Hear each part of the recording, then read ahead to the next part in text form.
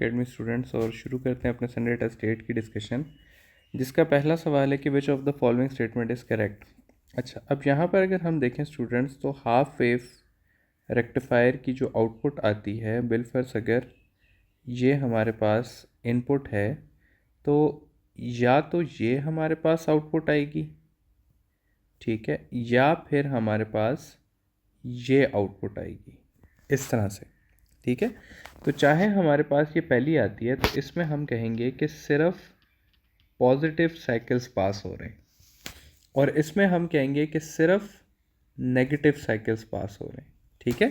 तो या तो पॉजिटिव साइकिल पास होते हैं या फिर नेगेटिव साइकिल पास होते हैं, लेकिन कभी भी दोनों नहीं हो सकते। इसके मुकाबले में अगर हमसे पूछा होता फुल वेव रेक्टिफायर, तो फुल वेव रेक्टिफायर ये होता, ये हमारे पास फुल वेव रेक्टिफायर होता हमारा, और क्योंकि यहाँ पे हमसे फुल वेव नहीं बल्कि हाफ वेव पूछा हुआ है तो हाफ वेव होगा इट अलाउस आइदर पॉजिटिव और negative half cycle. Option number B हमारा करेक्ट आंसर हो जाएगा। नेक्स्ट है जी, first line of Lyman series will be emitted when electron will jump from this shell to this shell. अच्छा, एक बात students याद रखें, जब भी आपसे लेमडा मैक्सिमम पूछा हो या आपसे फर्स्ट लाइन पूछी हो, ठीक है, तो n की वैल्यू आप लोगों ने p+1 के इक्वल लेनी होती है। और जब भी आपसे लेमडा मिनिमम पूछा हो या फिर आपसे लास्ट लाइन पूछी हो, तो इन दोनों केसेस में आपने n की वैल्यू लेनी होती है इनफाइनाइट, ठीक है। तो यहाँ पे क्योंकि हमसे फर्स्ट लाइन पूछा गया है तो हम ये वाला फॉर्मूला यूज़ करेंगे। अब लाइमन सीरीज़ के लिए p की वैल्यू यानी कि लोअर शेल की वो तो हमेशा 1 होती है, ठीक है, वो हमेशा 1 होगी, तो यहाँ पर तो 100% 1 आ जाएगा। लेकिन फर्स्ट लाइन पूछी हुई है तो फर्स्ट लाइन के लिए अभी मैंने आप लोगों को बताया कि n की वैल्यू को आपने लेना है p+1। यहाँ पर p जो है वो 1 है तो 1+1 इक्वल हो जाएगा 2 के। तो यहाँ पर आएगा when it jumps from second shell to first shell, तो ऑप्शन नंबर ए जो है वो हमारा करेक्ट आंसर हो जाएगा। नेक्स्ट है जी, when the energy of a photon is above 2 mega electron volt the phenomena that is most likely to occur is. अच्छा स्टूडेंट्स, ये एनर्जी ज़रा सी देख लें। फोटो इलेक्ट्रिक इफेक्ट जो होता है ना वो 0.1 से 0.5 मेगा इलेक्ट्रॉन वोल्ट तक होता है, और ये रेंज कौन सी है? इंफ्रारेड से अल्ट्रा वायलेट तक की रेंज है। जब ये होगा तो ज़्यादा चांसेस हैं कि हमारे पास फोटो इलेक्ट्रिक इफेक्ट होगा। क्वांटम इफेक्ट होता है 0.5 से लेकर 1 मेगा इलेक्ट्रॉन वोल्ट तक, और ये किसकी रेंज है? एक्सरे की रेंज है। और पेयर प्रोडक्शन हमारे पास होता है 1.02 mega electron volt and above, और ये किसकी रेंज है? ये हमारे पास गैमा रे की रेंज है। तो इस तरह से सवाल हमसे किए जा सकते हैं कि gamma ray is more likely to cause, तो उसका आंसर होगा पेयर प्रोडक्शन। तो बहरहाल इस सवाल में हमें कहा हुआ energy more than 2 mega electron volt है, तो कौन सा प्रोसेस होगा? पेयर प्रोडक्शन का प्रोसेस होगा। ऑप्शन नंबर सी जो है वो हमारा करेक्ट आंसर हो जाएगा। नेक्स्ट है जी, cancerous tissue in thyroid gland can be detected by. तो स्टूडेंट्स, अगर थायराइड की बात होगी तो थायराइड में आधे से ज़्यादा आंसर आपके पास आयोडीन के ही होंगे, क्योंकि थायराइड जो है वो आयोडीन को यूज़ करता है अपनी हार्मोन प्रोडक्शन के लिए।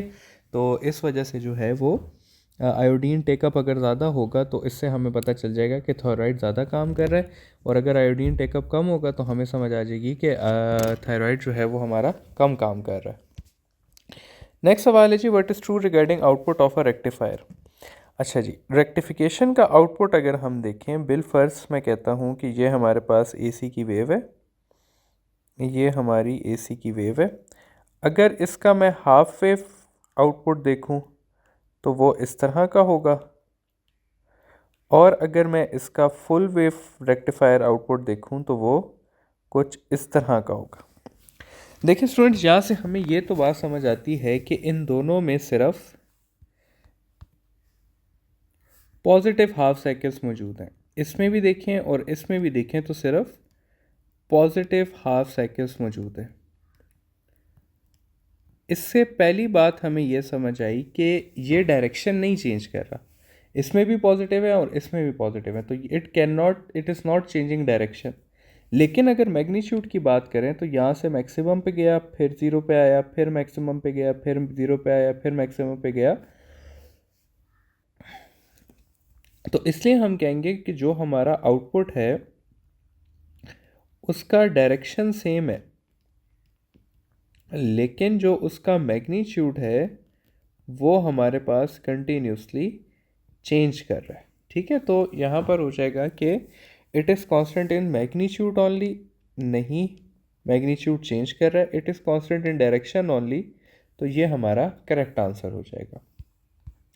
नेक्स्ट सवाल है ratio of wavelength of highest energy of photon emitted in Balmer series to that in Lyman series. अच्छा जी, हाईएस्ट एनर्जी जब भी लिखा हो ना, दो अल्फाज होते हैं, ये ज़रा हम अब समझ लेते हैं। जब भी हाईएस्ट एनर्जी लिखा होगा, highest energy means minimum wavelength, और अभी मैंने आप लोगों को बताया था कि मिनिमम वेवलेंथ के लिए n की वैल्यू को हम इनफाइनाइट लेते हैं। तो सबसे पहले हम लेमन सीरीज़ की फाइंड कर लेते हैं, बाल्मर टू लेमन। अच्छा, पहले बाल्मर की कर लेते हैं। तो बाल्मर सीरीज़ का 1/λ मिनिमम हो जाएगा रेडबर्ग कांस्टेंट 1 बाल्मर के लिए p की वैल्यू 2 होती है, तो 2 स्क्वायर माइनस 1/n स्क्वायर। यहाँ पर n की वैल्यू हम इनफाइनाइट ले लेंगे, तो 1/λ मिनिमम हो जाएगा हमारे पास r 1/4 स्क्वायर माइनस 1/इन्फिनिट स्क्वायर, 1/इन्फिनिट ज़ीरो होता है, तो लैम्डा मिनिमम की वैल्यू आ जाएगी 4/r। अब इसी प्रोसीजर से यहाँ पर हम लिख लेते हैं कि बाल्मर सीरीज़ का लैम्डा मिनिमम इक्वल है, बाल्मर सीरीज़ का जो लैम्डा मिनिमम इक्वल है अभी जो हमने फाइंड किया है वो इक्वल है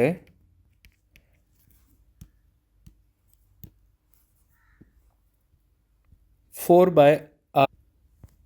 अब अगर हम लेमन का लैम्डा मिनिमम फाइंड करें तो वो हो जाएगा lambda minimum 1/λ minimum is equal to r 1/p square minus 1/n square.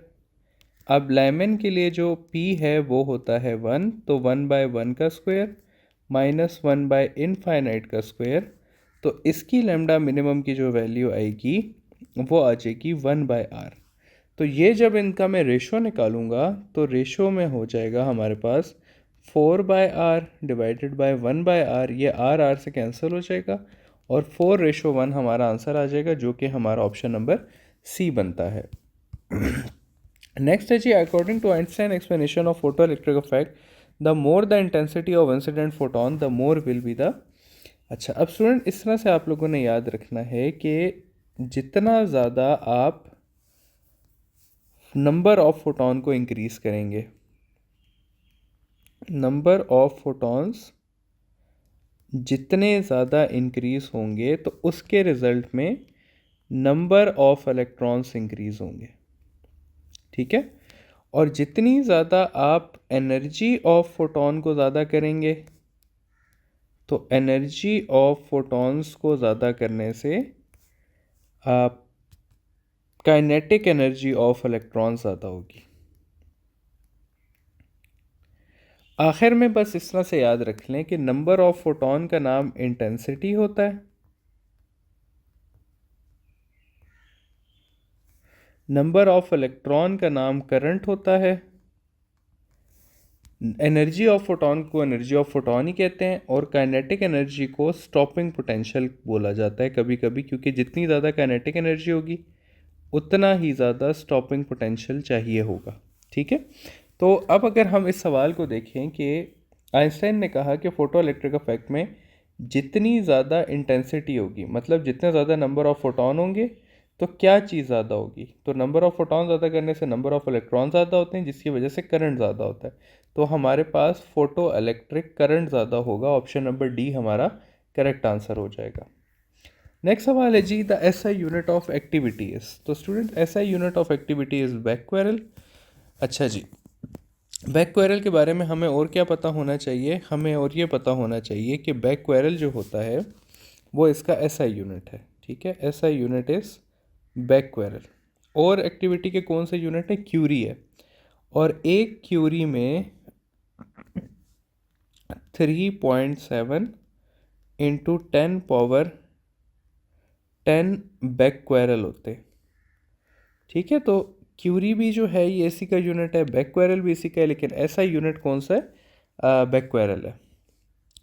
Next सवाल है हमारे पास कि for a reverse biasing PN junction diode the correct connection is. तो स्टूडेंट्स फॉरवर्ड बाइस में क्या होता है, अगर फॉरवर्ड बाइस की बात करें तो अगर P को आपने पॉजिटिव से लगाया हो, N को आपने नेगेटिव से लगाया हो, तो ये फॉरवर्ड बाइस होती है।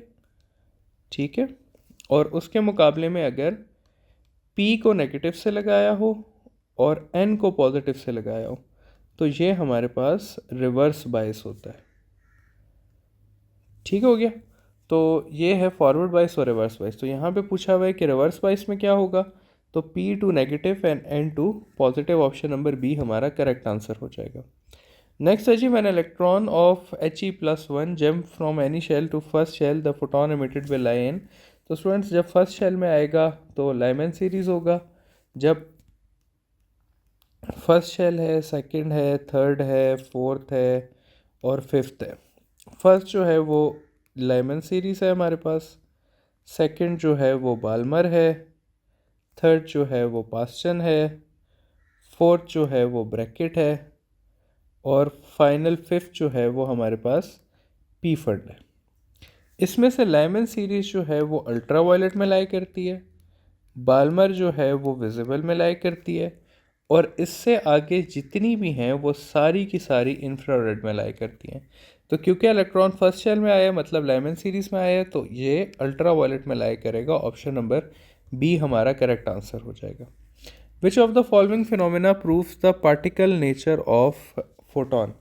तो स्टूडेंट्स पार्टिकल नेचर क्या क्या शो करता है, इसमें तो खैर फोटो इलेक्ट्रिक इफेक्ट है, लेकिन इसके अलावा क्वांटम्स इफेक्ट हो गया, इसके अलावा पेयर प्रोडक्शन हो गया, ये वो सारे प्रोसेसेस हैं जो पार्टिकल नेचर ऑफ फोटोन को शो करते हैं। ठीक है, ये बाकी जितनी भी एग्जांपल्स हैं, पोलराइजेशन वेव नेचर ऑफ वो है, ये भी वेव नेचर है, और ये वेव नेचर ऑफ पार्टिकल है। तो ये तीनों जो हैं ये हमारे पास वेव नेचर्स हैं, पार्टिकल नेचर नहीं है। तो ये ऑप्शन नंबर बी जो है ये हमारा करेक्ट आंसर हो जाएगा। नेक्स्ट है correct order of penetration of alpha beta and gamma rays having same energies. अच्छा, आप लोगों ने स्टूडेंट्स दो चीज़ें याद रखनी है, एक आपने रखनी है आयोनाइजेशन पावर याद, ठीक है, एक आपने रखनी है पेनिट्रेशन पावर याद। एक बात और याद रखनी है कि आयोनाइजेशन डायरेक्टली प्रोपोर्शनल होती है चार्ज के, पेनिट्रेशन इन्वर्सली प्रोपोर्शनल होती है चार्ज के। तो जिसका चार्ज ज़्यादा होगा वो ज़्यादा आयोनाइज करेगा, तो मतलब अल्फ़ा का सबसे ज़्यादा होगा, फिर हमारे पास बारी आएगी बीटा की, फिर हमारे पास आएगी गैमा की, और इसी का उल्टा जो है वो पेनिट्रेशन में होगा, गैमा की सबसे ज़्यादा होगी, फिर बीटा की होगी, फिर अल्फ़ा की होगी। तो ये है जी option number C, gamma beta and then alpha, ये हमारी पेनिट्रेशन पावर है। नेक्स्ट सवाल है minimum number of diode that are use for full wave rectification are. तो इसका आंसर है 2। किस तरह से, सेंटर टाइप ट्रांसफार्मर हमारी बुक में दिया हुआ है, उसमें क्या होता है कि एक ट्रांसफार्मर लगा हुआ है और उसके अंदर हम 2 डायोड्स यूज़ कर रहे हैं फॉर फुल वेव रेक्टिफिकेशन। अगर सिंगल डायोड लगा होगा ना स्टूडेंट्स, तो it will always be a half wave rectifier.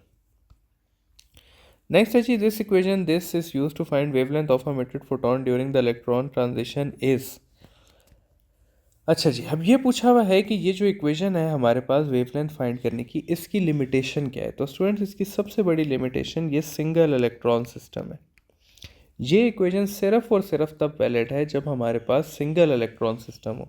कैसे सिंगल इलेक्ट्रॉन सिस्टम हो, फॉर एग्जांपल हाइड्रोजन। अब हाइड्रोजन की अगर हम बात करें तो हाइड्रोजन के पास एक इलेक्ट्रॉन होता है। इसी तरह हीलियम+1, तो हीलियम+1 के पास भी एक इलेक्ट्रॉन होता है। लिथियम+2, इसके पास भी एक इलेक्ट्रॉन होता है। तो हम इन पे ये जो है ये इक्वेशन अप्लाई कर सकते हैं अगर हीलियम सिर्फ लिखा हो। हीलियम, अब हीलियम के पास 2 इलेक्ट्रॉन है तो उसके ऊपर ये अप्लाई नहीं होगी। ठीक है, तो ये सिर्फ और सिर्फ सिंगल इलेक्ट्रॉन सिस्टम पे अप्लाई हो सकती है। नेक्स्ट सवाल है कि in quantums effect quantum wavelength of the electron when the angle is 60 to when the angle is 45। यहाँ पर समझने वाली मेन बात सिर्फ ये है कि क्वांटम्स वेवलेंथ होता क्या है। ठीक है, तो क्वांटम्स वेवलेंथ जो होता है स्टूडेंट, वो बेसिकली h/m0c को कहते हैं। और ये सारा का सारा जो है वो कांस्टेंट है, जिसकी वैल्यू होती है हमारे पास 0.024 नैनोमीटर। इसमें ये h जो है ये हमारे पास प्लैंक्स कांस्टेंट है, ये m0 जो है ये मास ऑफ इलेक्ट्रॉन है, और ये c जो है ये स्पीड ऑफ लाइट है। तो क्वांटम्स वेवलेंथ जो है वो किसी भी चीज़ से अफेक्ट नहीं होती। तो एंगल अगर चेंज भी हो रहा है तो क्वांटम्स वेवलेंथ सेम रहेगी। इसका आंसर आ जाएगा 1:1। नेक्स्ट सवाल है, decay constant of an element is independent of. अच्छा जी, डिके कांस्टेंट और हाफ लाइफ ये सिर्फ और सिर्फ डिपेंड करते हैं, डिपेंड ओनली ऑन एलिमेंट। ठीक है, और किस तरह से डिपेंड करते हैं? जो एलिमेंट जितना ज़्यादा रेडियो एक्टिव होता है उसका डिके कांस्टेंट उतना ज़्यादा होता है और उसकी हाफ लाइफ उतनी कम होती है। तो ये है relation of radio activity with decay constant.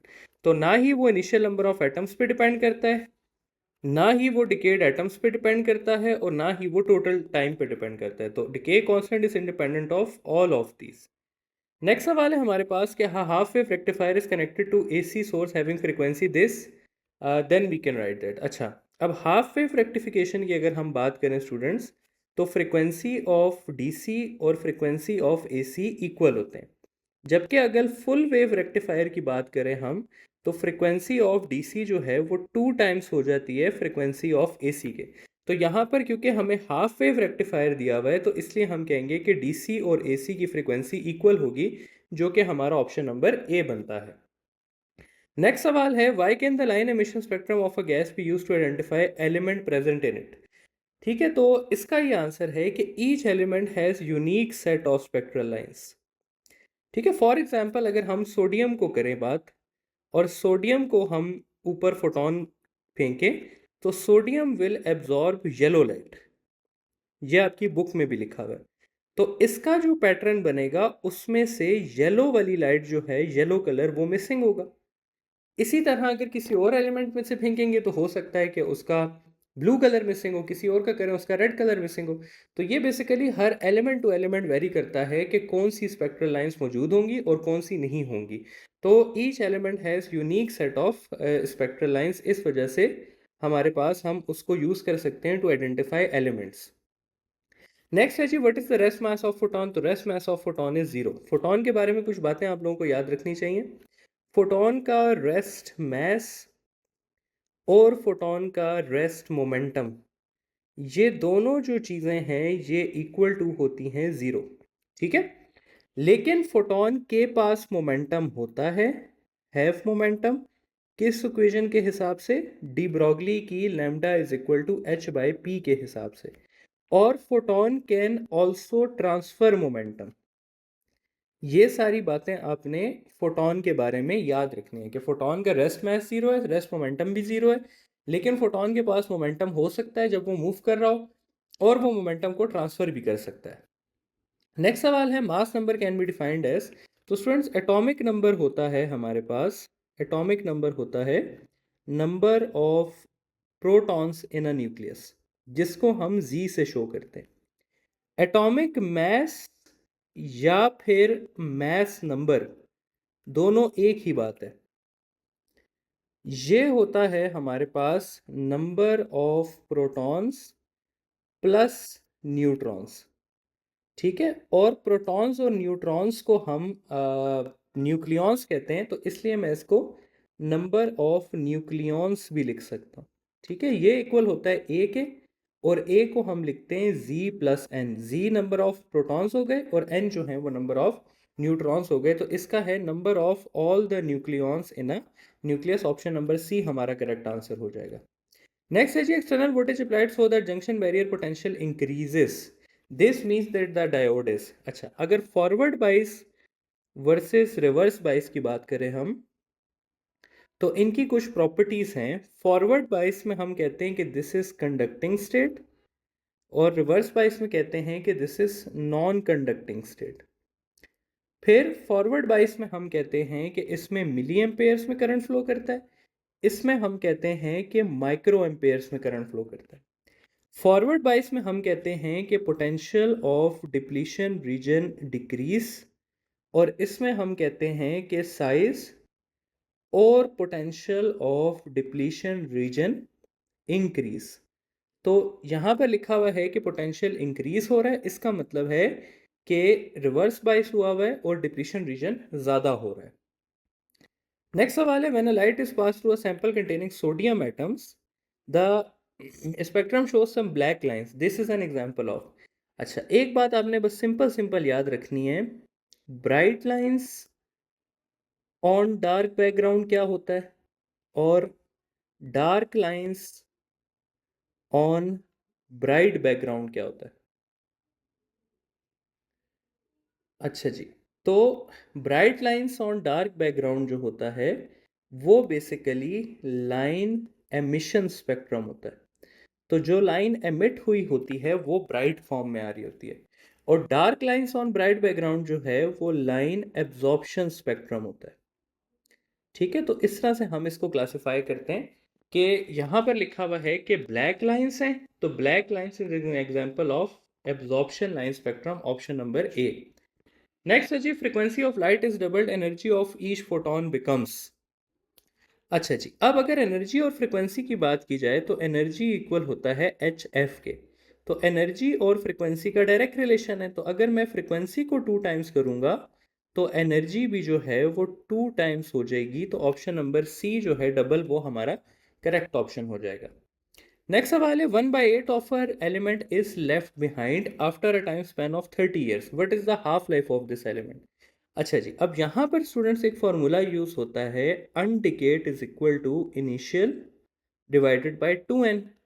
जब भी फ्रैक्शंस में होगा स्टूडेंट्स, याद रखिएगा ये बात, तो आप इनिशियल को 1 लेंगे, और जब भी परसेंटेजेस में दिया होगा सवाल तो आप इनिशियल को 100% लेंगे। ठीक है, यहाँ पर क्योंकि फ्रैक्शन में दिया हुआ है तो अनडिकेट आपका हो जाएगा 1/8, इनिशियल आप 1 ले लेंगे और 2 raised to the power n हो जाएगा। 1/8 को मैं लिख सकता हूँ 2 power 3 1/2n। यहाँ पर क्योंकि बेसिस सेम है तो पावर इक्वल होगी, तो n की वैल्यू आ जाएगी 3। अब नंबर ऑफ हाफ लाइफ होता है total time divided by half life, तो हाफ लाइफ हो जाएगा total time by N. Total time यहाँ पे 30 दिया हुआ है, एन की वैल्यू 3 है, तो आंसर आ जाएगा 10 ईयर्स, जो कि हमारा ऑप्शन नंबर बी बनता है। नेक्स्ट सवाल है, to remove pulsation from output of a rectifier and obtain a smoother voltage which circuit is use. तो इसका आंसर है students filter circuit. Filter circuit जो है वो पल्सेटिंग डीसी को बेसिकली प्लेन डीसी में कन्वर्ट करने के लिए यूज होता है। ठीक है, क्लैंपर और क्लिपर आपके ना कोर्स में ना आपके काम का है, आपको सिर्फ ये पता होना चाहिए कि फिल्टर सर्किट क्या होता है। फिल्टर सर्किट के कंपोनेंट सारे इसमें लिखे हुए हैं, रेजिस्टर होता है, कैपेसिटर होता है और इंडक्टर होता है। नेक्स्ट सवाल है कि what is the sequence of correctly represent the path of a light in apparatus used to observe line emission spectrum of a gas. अच्छा, तो इसका करेक्ट ऑप्शन है स्टूडेंट बी, ये आपकी एक बुक में भी है शामिल। ठीक है, सबसे पहले हम गैस डिस्चार्ज ट्यूब बनाते हैं जिसमें हम फोटोन लॉन्च करते हैं, फिर हमारे पास अलाइनिंग स्लिट्स होती हैं इस तरह से, जिससे हम फोटॉन्स को स्ट्रेट करते हैं। उसके बाद हमारे पास प्रिज्म आता है जो कि इसको स्पेक्ट्रा में डिवाइड करता है, और एंड में हमने डिटेक्टर लगाया होता है जो कि इसको डिटेक्ट करता है। तो ये जो बी सीक्वेंस है ये हमारी करेक्ट सीक्वेंस है। नेक्स्ट है जी, a photon of wavelength 400 nanometre has how much energy compared with a photon of wavelength 800 newton metre. अच्छा जी, अब अगर वेवलेंथ से हम बात करें तो एनर्जी इक्वल होती है एच एफ के, जिसको मैं आगे सॉल्व कर सकता हूँ एच सी ओवर लेमडा के। तो एनर्जी और वेवलेंथ का इनवर्स रिलेशन है। अब अगर मैं 400 नैनोमीटर को 800 नैनोमीटर से कंपेयर करूं तो इसका वेवलेंथ जो है वो हाफ है, तो इसकी एनर्जी जो होगी वो 2 टाइम्स होगी, तो इसका आंसर हो जाएगा ट्वाइस एज मच। ठीक है, नेक्स्ट सवाल है हमारे पास, decay constant of radio isotope. तो स्टूडेंट डिके कांस्टेंट का हाफ लाइफ के पास साथ इनवर्स रिलेशन होता है। यहाँ पे जब मैं इक्वल का साइन डालता हूँ तो यहाँ पे लगता है नेचुरल लॉग ऑफ 2। और जब मैं इस नेचुरल लॉग 2 की वैल्यू लिखता हूँ तो वो आती है हमारे पास 0.693 बाय हाफ लाइफ। तो 0.69 divided by half life, option number C हमारा करेक्ट आंसर हो जाएगा। नेक्स्ट है जी, मैंने silicon diode is forward bias, no current will flow through it until a potential of dash और मोर इज अप्लाइड। देखिए student, forward bias में भी एक चीज़ होती है जिसे हम कहते हैं नी वोल्टेज। नी वोल्टेज बेसिकली, अगर ये हमारे पास डायोड है, ये हमारा लेट से P है, ये N है, तो सेंटर में जो पोटेंशियल बैरियर होता है ना, ये पोटेंशियल बैरियर, इसका जो अपना पोटेंशियल होता है उसको हम कहते हैं नी वोल्टेज। तो जब तक हम नी वोल्टेज से ऊपर पोटेंशियल नहीं देंगे कोई करंट नहीं पास होगा। सिलिकॉन के केस में वो नी वोल्टेज 0.7 वोल्ट होती है, जर्मेनियम के केस में वो नी वोल्टेज 0.3 वोल्ट होती है। तो यहाँ पे क्योंकि सिलिकॉन दिया हुआ है तो 0.7 वोल्ट, ऑप्शन नंबर सी हमारा करेक्ट आंसर आ जाएगा। नेक्स्ट है जी, when an electron make a transition from 6 shell to second shell, number of transitions that can take place.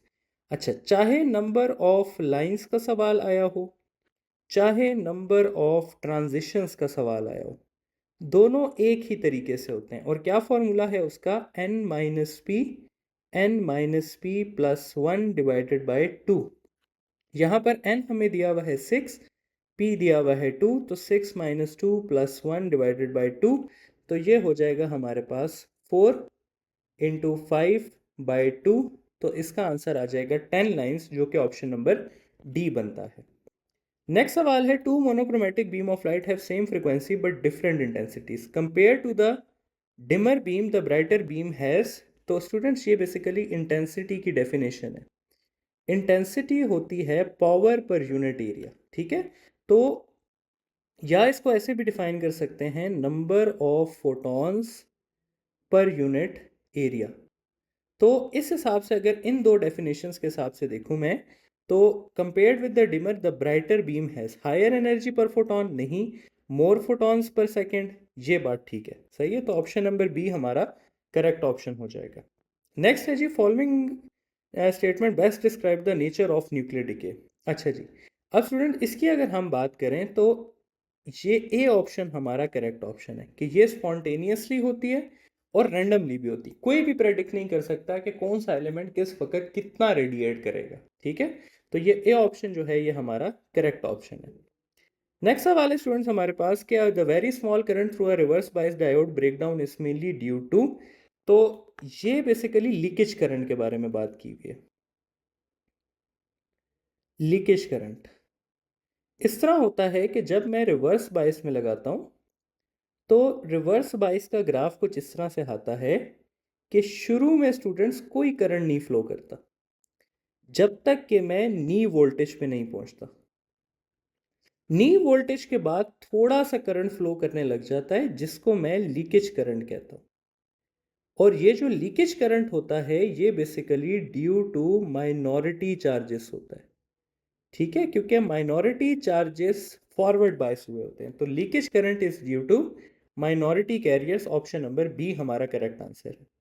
The higher shell from which the electron jumps the more will be the dash of the emitted photons. तो इसका answer है कि जितना ज़्यादा n हमारे पास high होगा, मतलब कि अपर शेल, और जितना ज़्यादा p हमारे पास लोअर होगा यानी कि लोअर शेल, उतनी ज़्यादा एनर्जी का फोटोन रिलीज होगा, उतनी ज़्यादा फ्रिक्वेंसी का फोटोन रिलीज होगा, और उतनी कम वेवलेंथ का फोटोन रिलीज होगा। और तमाम फोटॉन्स की वेलोसिटी सेम होती है, equal to speed of light. तो इस हिसाब से अगर मैं देखूं, तो सवाल को अगर मैं देखूं तो the more will be the frequency of photon, option number C हमारा करेक्ट आंसर हो जाएगा। Photoelectric effect does not occur if the frequency of the incident light is below the threshold frequency. Threshold frequency is defined as minimum frequency for photoelectric effect, ठीक है। और work function is defined as minimum energy for photoelectric effect। ठीक हो गया students. Next सवाल है हमारे पास, which statement correctly distinguishes the Zener effect from avalanche effect. अच्छा जी, सबसे पहले जीनर और एवलांच इफेक्ट को समझ लेते हैं कि होते क्या हैं। तो हमारी बुक के मुताबिक इस तरह होता है कि जब हम रिवर्स बायस में करंट को बढ़ाते हैं तो एक पॉइंट आता है जब करंट एकदम से राइज कर जाता है। बुक के मुताबिक एक पॉइंट पे कोवलेंट बॉन्ड ब्रेक करते हैं। ठीक है, कोवलेंट बॉन्ड ब्रेक होते हैं और उसको हम कहते हैं जीनर इफेक्ट। और ये जो करंट का राइज होता है इसको हम कहते हैं एवलांच इफेक्ट। बेसिकली इसकी वजह हमसे पूछी गई है, तो इसके आप लोगों ने ये भी याद रखना है कि जीनर ब्रेकडाउन जो है वो स्ट्रॉन्ग इलेक्ट्रिक फील्ड और लो पोटेंशियल की वजह से होता है। एवलांच ब्रेकडाउन जो है वो कोलिजन ऑफ आयोनाइजेशन की वजह से होता है। ठीक है, यहाँ पर स्टूडेंट्स हमारा लेक्चर ख़त्म होता है। इंशाल्लाह अगले संडे टेस्ट पे फुल सेकेंड ईयर कोर्स के साथ मिलेंगे। Thank you.